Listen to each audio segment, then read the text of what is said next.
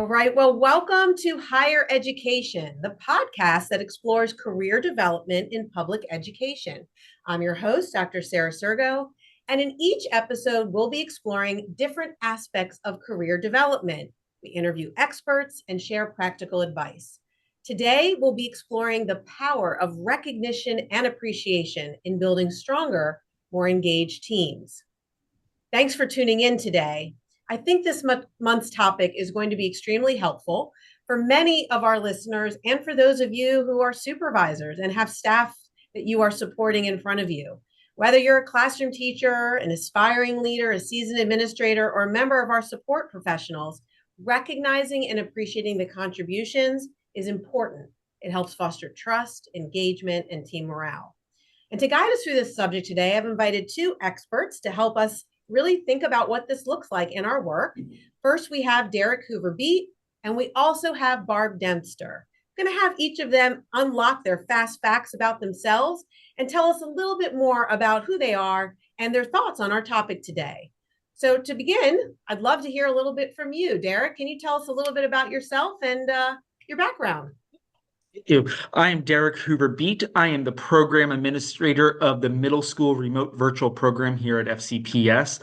This is my 19th year in education, 18 years of being in some form of leadership between being a math specialist, an assistant principal, and kind of in this dual role as the program administrator / assistant principal of the middle school remote virtual program.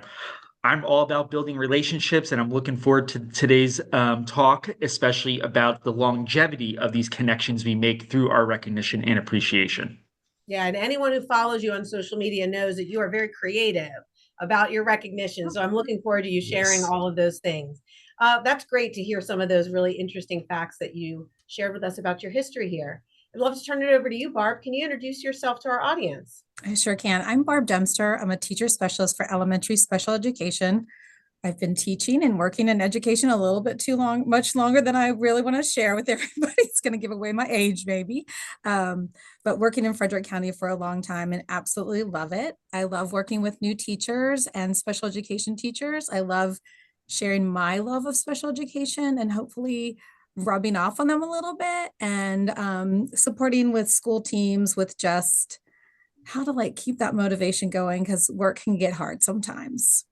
Yeah, thank you so much for your background and what you both are going to bring to our conversation today, because really we see people at all different points of their career, and what recognition and appreciation looks like changes over time. Mm-hmm. So I'm really looking forward to hearing your thoughts. So let's get ready to dive right in. The first thing I want to start with is talking a little bit about the creative approaches to recognizing team contributions. You know, recognition doesn't always have to be formal. It can be spontaneous. It can be fun. It can be tailored to fit whatever it is your team needs in order to feel appreciated. You may be listening to this podcast and looking for something that's new outside of the traditional potluck or award certificates that we tend to lean on. So I'd love to start with you, Derek. What are some creative strategies you've seen to effectively recognize team contributions? So some of the big things is every time I'm at a new school or location, I really try to look into the vibe of the staff and what can I do to really pull out some key characteristics. So one of the big things, like you kind of mentioned earlier, my creativity is I look at how I can maybe transpose some of our staff into some special pictures that go along with what our mission might be or our vision of the school to recognize. So my big thing this year is on respect, aspire, and uniting. So that's my big thing, is bringing us together as a team and team recognition. So I look at possibly during award season, like we just had Teacher of Year recognition and all that, is kind of transposing my body on a award ceremony MC kind of condition, and then having them transpose on a nice formal dress or something of that nature, and kind of showcasing that to my staff and just recognizing them in that, or surprise visits and that nature. I also look at doing postcards, even though it's a team approach and sometimes a similar message, just that handwritten piece is really key. And I think it goes a more way in that longevity and connection with my staff to bring up that morale and make sure it's consistent, because I think that leads to better gains down the road, but also brings together what our mission is of especially my program this year. Yeah, and I love this. I think you're very skilled at. I don't know if you're using Photoshop or something like that, but using humor, but also appreciation. I know even though you're running a virtual program, you will drive to your staff's houses and drop off gifts and things like that. Things to say. What you do matters, and I think the important thing that you mentioned about connecting the recognition to what's important. They say people are more likely to replicate behaviors that are recognized. And so I love how you really elevated that. Barb, what have you seen? What are some of the approaches that you've seen in schools that effectively recognize team contributions? Yeah, I think it's really fun to work with like a school team. So I, of course, work with a lot of special education teams, and they've done like so many fun things, like teams that do selfies. Like every time they meet, they make a selfie, and then at the end of the year, they post all their selfies all over the place, which is so cute. It might be even, we're getting ready for a meeting or something like that, or somebody just had a meeting and everybody cheering that person on that they just got through maybe something that was difficult or challenging, and they faced something that was, maybe a little bit outside of their comfort zone. And just working together again, like everybody cheering each other on in that collaboration. When I go out, I like to do little things like I've brought like bagels or something. If we've got a heavy topic and I'm going out to a school, like I might like bring a little snack or something. And so that when we are sitting all together, like there's more of a warm, relaxed, comforting vibe as much as possible, because again, it can be a lot. And so just really, really, really focusing on, I've seen teams like dress up like each other, which is so fun. Again, I said the selfie thing. Um, some of my teams have lunch together every single day, which I love that, so that they can build that as a team. And then also even doing things outside of work. I've seen them do walks or walking groups, just trying to join that and just really encourage them to spend that time together. Yeah, and I love how diverse, you both talked about customization and this Mhm. idea of sort of taking stock of what matters to the people that you're leading and working with. And so something even as simple as like I used to do when I was a principal, I used to do a recognition inventory. And so I would ask people, I'd give them a list of 20 different ways that we might do recognition and ask what they liked. And so I Mhm. think sometimes we make assumptions that the way we want to be recognized is the same way others want to be recognized. And sometimes it's not. Recognition isn't one size fits all because different people have different preferences. I had a teacher I worked with when I was a principal who was so thoughtful. I mean, she was always giving little trinkets and notes to other people. But when I would go to recognize birthdays and I would do like a school-wide announcement, she always said to me every year, please don't announce my birthday. And I thought, how interesting, right? She's the first person to recognize others, and she did not want that reciprocated.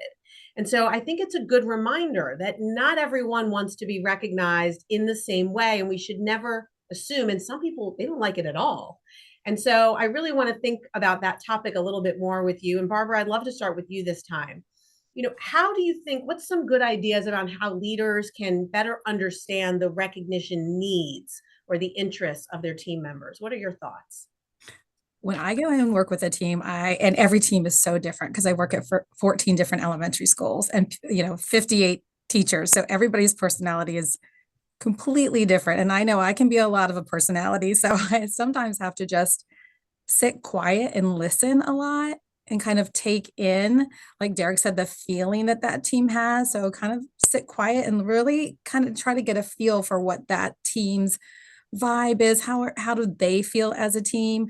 And then address that. Like some people want the big party and celebration and the notes on their door, and somebody else might want just a little handwritten note that you sneak inside their mailbox before you leave to say, I saw what you did today. I really appreciate that. I do think once you get to know your team and really following through with those things that that particular person or that particular teammate might need, like it's okay to cater and maybe give one person like a quiet recognition while somebody else gets like something a little bit different because that meets their needs. So I think just, it's hard, I know, when there's a lot of people, but I do think taking that time to get to know that particular person and what they require. I mean, there's so many things you could do: small tokens, high five, team shirts, a little note, a quiet gesture, again, celebrating this as a group. Like it just, there's so many things.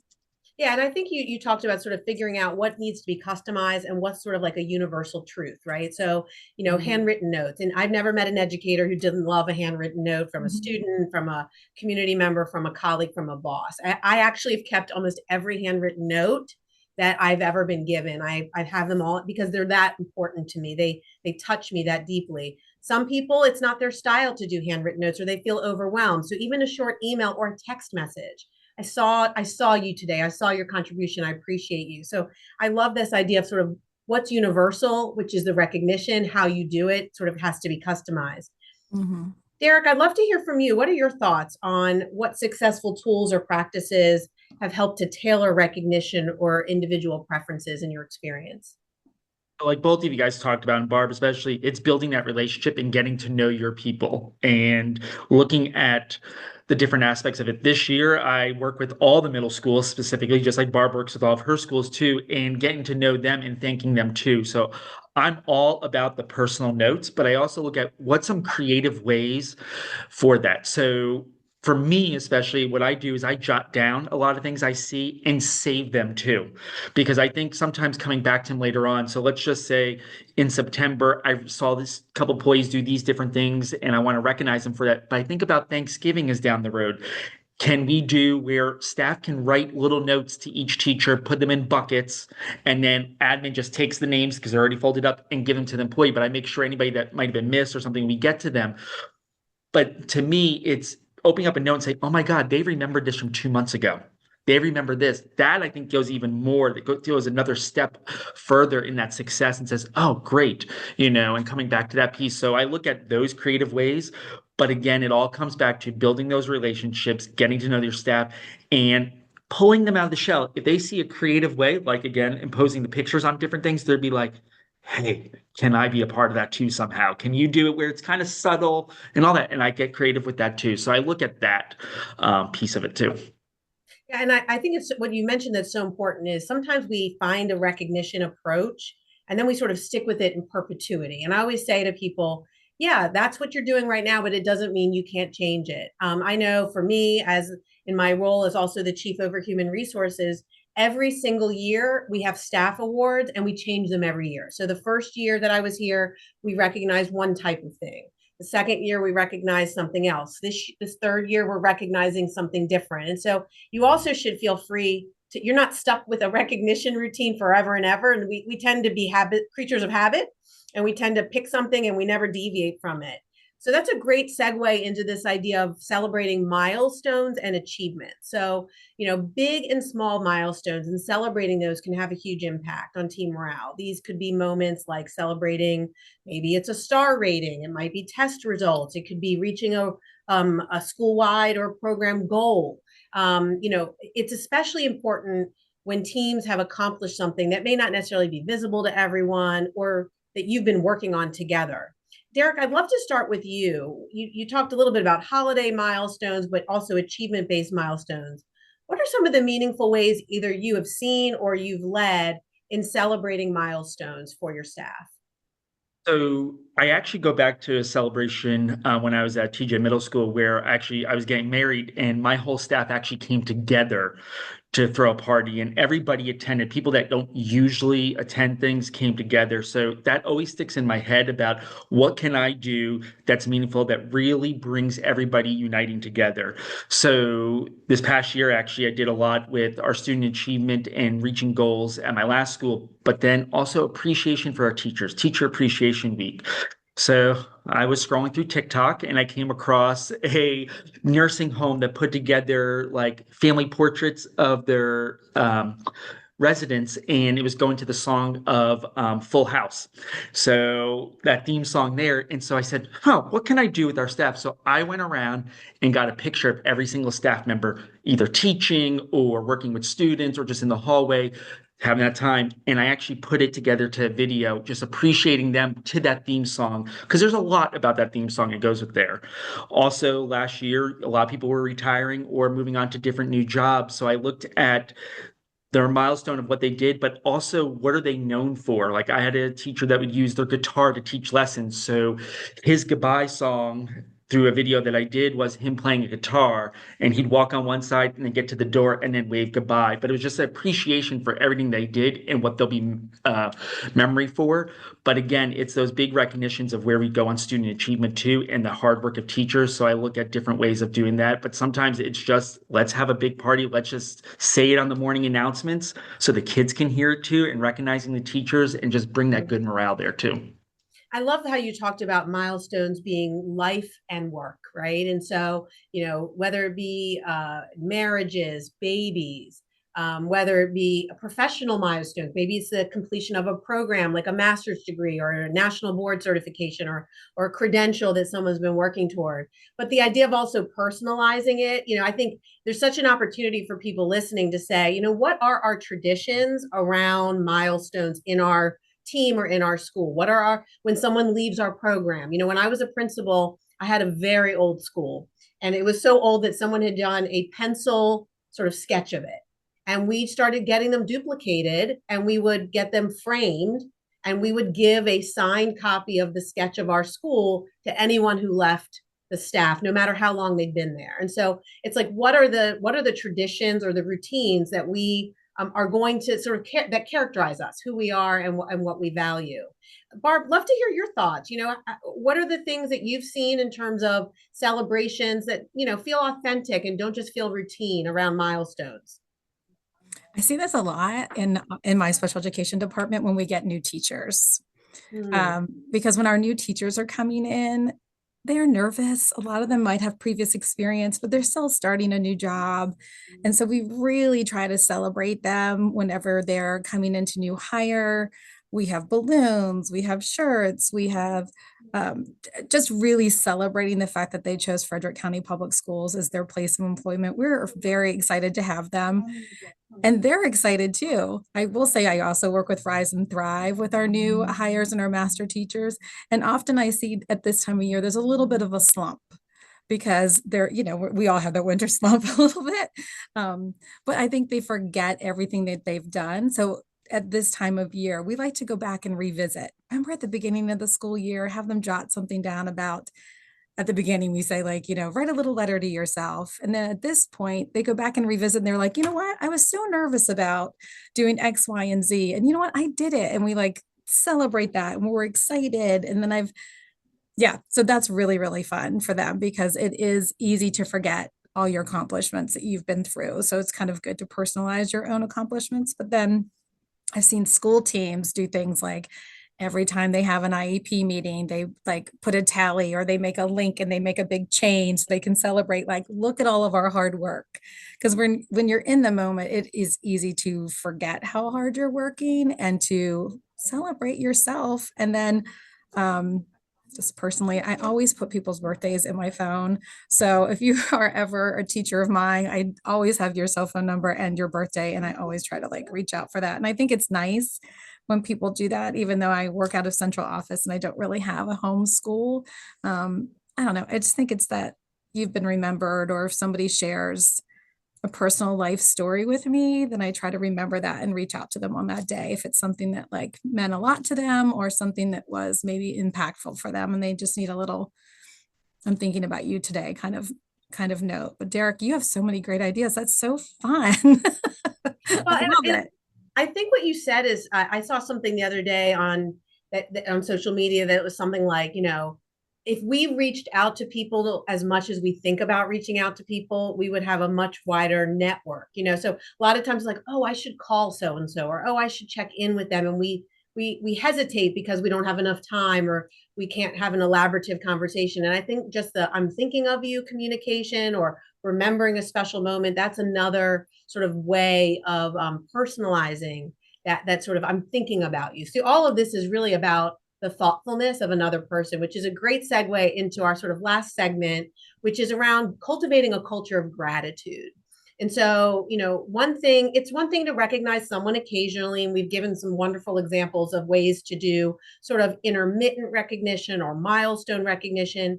But the truth is, the impact is when this kind of engagement is woven into our everyday with people. And when people sort of can see that it's not being done because, oh, it's Teacher Appreciation Week, or, oh, and those things are important.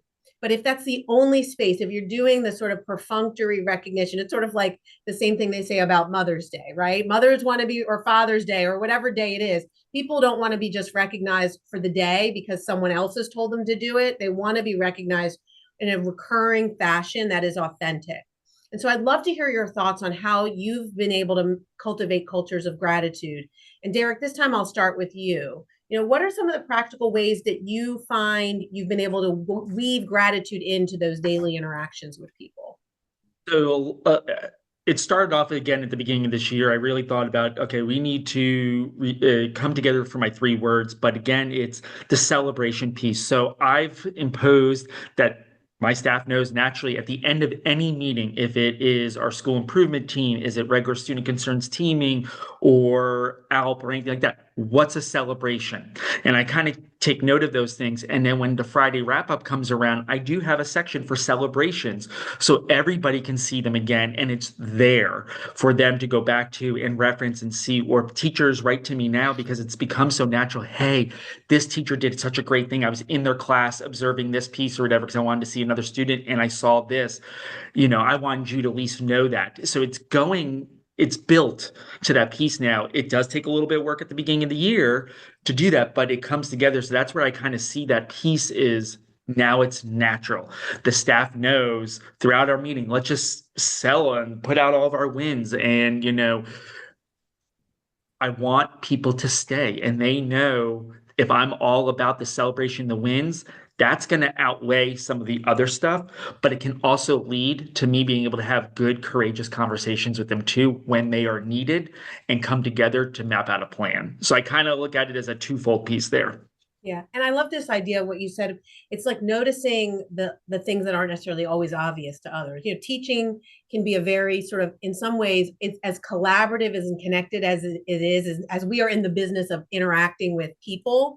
It can also be very isolating because, at least for the adults, a lot of what you're doing sort of invisible to other people because other people aren't in the space of the 4 walls of your classroom or your office or whatever it might be. And so it's when a supervisor or someone who's in a position to notice, and you don't have to be a supervisor to be able to do this, to notice something small, to notice the care in which someone has set up their learning space for students, to notice, the organization or the beautiful newsletters that they're spending time putting together to communicate with families, the language that they're using when they are resolving conflicts between kids. It's recognizing sometimes the things that we take for granted. And I think you talked a little bit about that. Barb, I'd love to hear from you. Are there any habits or rituals that you've seen that help teams maintain this culture of gratitude? Yeah, I think it's when you're in, at least for me personally, when I'm in like a meeting or something with the school team and it's an IEP meeting or something, and I see them putting into place all the professional learning that has taken place. And then we can celebrate and say, I love how you remember to include 3 present levels in that document, because I know some administrators know special education very well, and some maybe just dip their big toe in it a little bit. But it's kind of, I always try to send a follow-up email, include their admin, and say, I just really want to let you know that I see your progress. I see what you're doing. And I love that you did that. And I love then again, too, when teams celebrate each other's growth or they work together. That's another big thing I love. Like I go into a school and I see collaboration between general education teachers, special education teachers, and my little heart just grows like 20 times bigger. Like it just makes me so happy to see that. And then just letting that team know and the admin know that just what a wonderful celebration that is and how impactful that is for students. We're just seeing some of my teachers like just love their students. Like even if they're having a bad day, like they just love them. And I just like to always share with them, like, just I see you, I see all your hard work, and I love what you're doing. I love that as a former special educator, sort of this idea of recognize what you want people to replicate. Right. And so that, the IEP team doesn't always get all the love it deserves. And so when you're doing that, you're sort of emphasizing the things that we want people to deepen and sustain. So those are great examples. Well, we're getting to the end of our time today, but what I always like to close with is to sort of more broadly than our topic alone. I'd love to have our guests be able to share at least one piece of advice for anyone who's seeking to level up in their chosen field or career. And so the question for both of you, I'll let you each share one thing. If you could offer one piece of advice to someone who's listening to this podcast, who's trying to grow in their own career, what would it be? And so, Barb, I'll have you go first, and then Derek will have you follow. This is my mantra for every single teacher I work with, and that is progress over perfection. Always self-reflect and look for what you can change, how you can grow, and just keep moving forward, and don't be so hard on yourself. Love that. Such an important thing for us all to remember. Derek, what about you? Mine is just being authentic about yourself and opening yourself up, letting your people know who you really are. I think that just goes a long way to anything, and just being that active listener or being very observant. That is really my whole big thing. And I think that's gotten me to where I am today, which I think has been good in these 19 years. Yeah. And I think, what they always say, if you show up as yourself, it's much less work than trying to show up as anybody else. And so I appreciate all of that. I appreciate your answer to this question, but really to all of our questions today. What a really rich discussion we've had about something I think we just assume people are doing in a rote fashion, but this is an endless endeavor for us, something that we must continue to invest in, explore, and consider. Well, that wraps up today's episode of Higher Education. We hope you found our conversation about recognition and appreciation meaningful. Maybe you found a few strategies to add to your tool belt. Don't forget to check out our Quick Bites, which is our online slide deck that has resources, information, and links to lots of topics related to recognition and appreciation for you to choose from. Until we see you again next month for our next podcast, keep thriving in your careers, and don't forget to share this podcast.